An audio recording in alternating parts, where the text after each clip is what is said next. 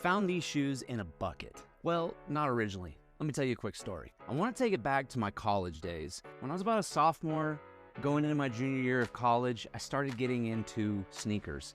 And for any of the sneakerheads out there, you realize that might be the worst time to get into sneakers. You're barely scraping by trying to pay your rent, trying to pay your tuition, your ramen bill. Trying to afford sneakers on top of that is definitely not the best time. But there is a mecca of affordable shoes that seems untouched by humanity, the lost city of Z. You guys know what I'm talking about, Ross Dress for Less. So what I used to do is eat ramen, eat eggs, shake up, drink protein powder all week long, just so I could have anywhere from $20 to $30 to spend at Ross. Now, I can't remember the particular instance when I found these shoes, but I know for a fact that these were one of those Ross Grail finds. One of those ones that you see up on the shelf and they instantly catch your eye and you worry, oh shoot, are those actually an 11.5 like it says up on the wall, or are they out of place? Am I out of luck? But you pull them off the shelf, you're apprehensive, you don't want to get your hopes up, you slip them on, they fit perfect, and you're like, sweet.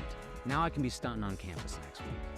Now, fast forward a few years, just a couple of weeks ago, I was rooting around through some of our storage buckets, actually this bucket right behind me, and I pull out these bad boys. But as soon as I saw them, all those memories of bargain shopping at Ross Dress for Less just came flooding back into me, and I started remembering other shoes that I had found over the years, just trying to build out my catalog. So of course, I pulled them out the bucket, wore them that same day, and I'm loving them. I'm not quite sure exactly what they are, definitely some kind of Adidas indoor soccer shoe, but they've got some really interesting things going on. The blue and yellow is such a classic combo that I feel like anytime I see it, I have to jump at it. But to pair it with the gum bottom is such an interesting idea to me. Feels like it shouldn't work, but it really does for this shoe. And then just this really interesting detail that like doesn't really matter, but it's cool to me. The tongue has this like kind of V flare to it, and then you've got that classic Trefoil logo right in the middle.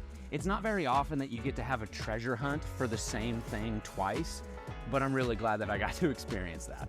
Okay, let's fit it.